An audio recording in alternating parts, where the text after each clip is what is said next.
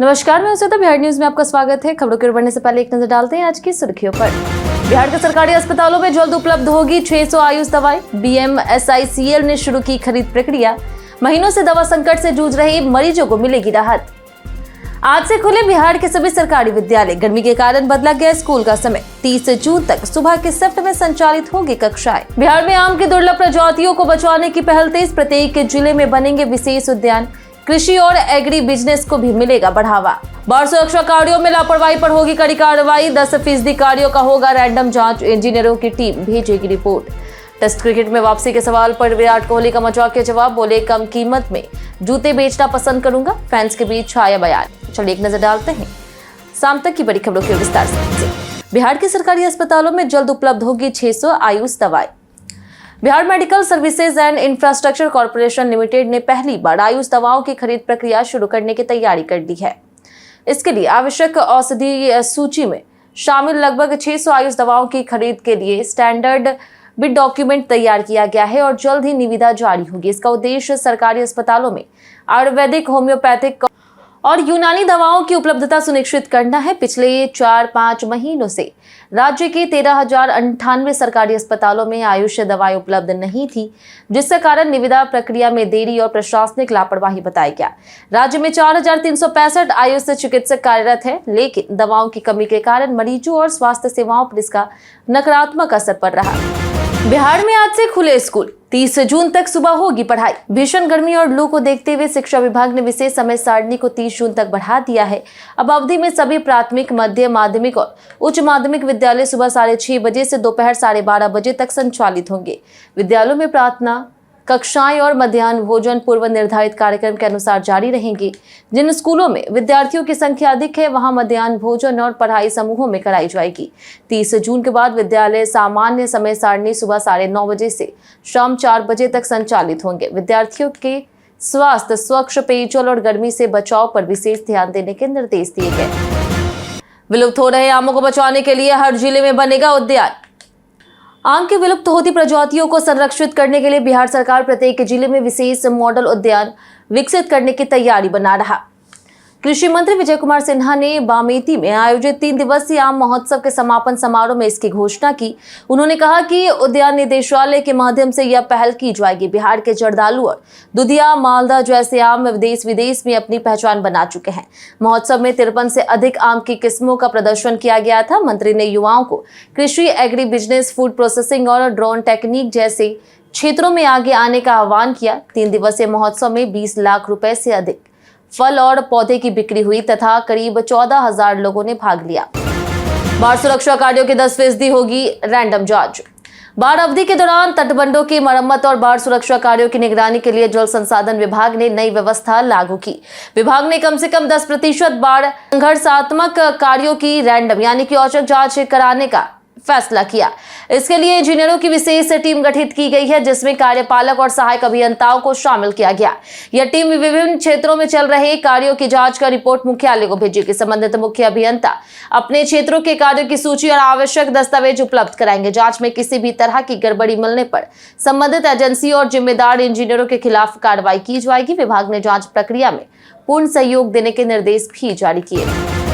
बिहार में आर्थिक विकास के लिए बैंकों को मिला बड़ा टारगेट।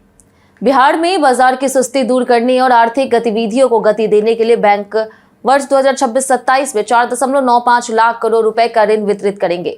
यह राशि पिछले वर्ष से 3.36 लाख करोड़ रुपए की तुलना में 1.5 लाख करोड़ अधिक है। इस वर्ष ऋण योजना की घोषणा राज्य स्तरीय बैंकर्स समिति की बैठक में की जाएगी। सरकार ने बैंकों को कृषि, उद्योग, डेयरी, मत्स्य पालन, पोल्ट्री और विभिन्न सरकारी योजनाओं के लिए उचित अनुपात में ऋण देने का निर्देश दिया है।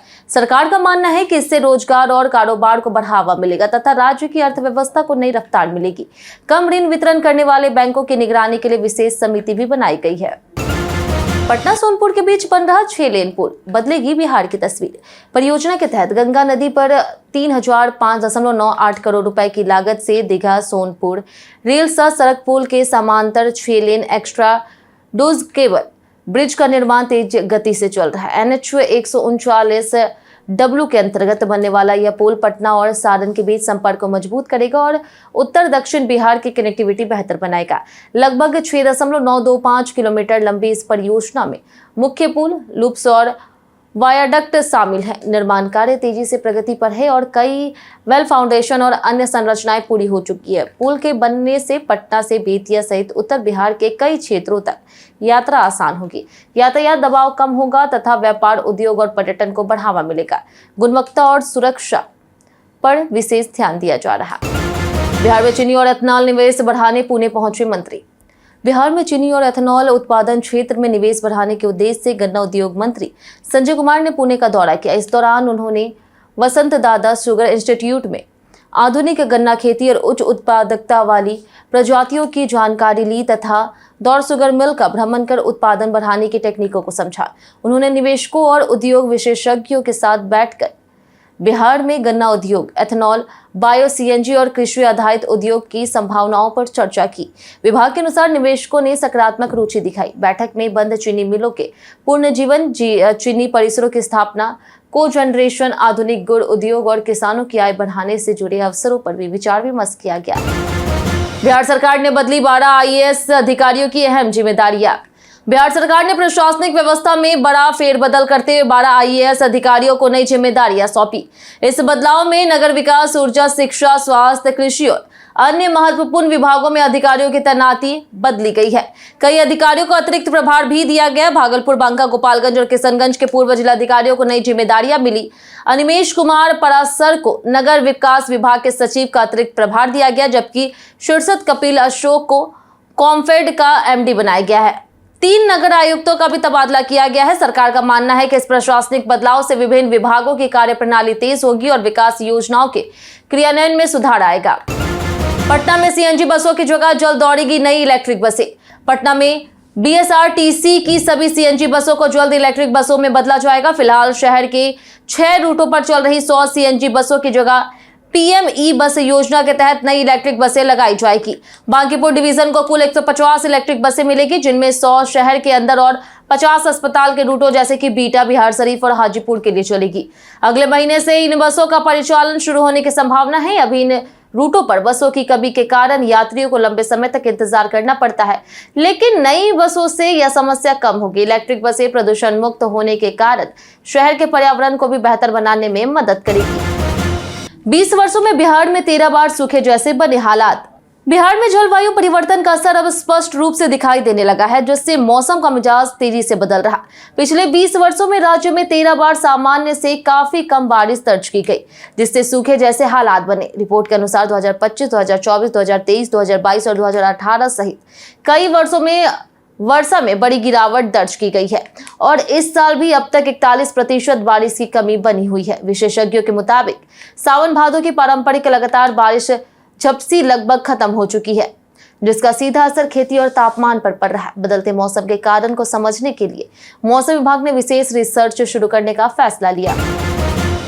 पंचायत परिसमन के साथ ईबीसी आरक्षण की मांग हुई तेज।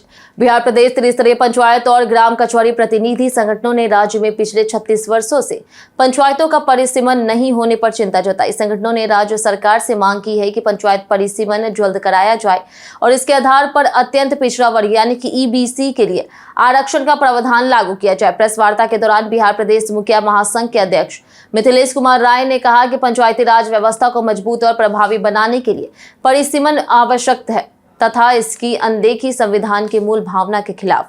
वहीं ग्राम कचहरी संगठन के प्रदेश अध्यक्ष अमोद कुमार निराला ने कहा कि संगठन इस मुद्दे पर अपनी लड़ाई को अंतिम मुकाम तक पहुंचवाएगा। पंकज त्रिपाठी के भाई पर जानलेवा हमला, हालत गंभीर।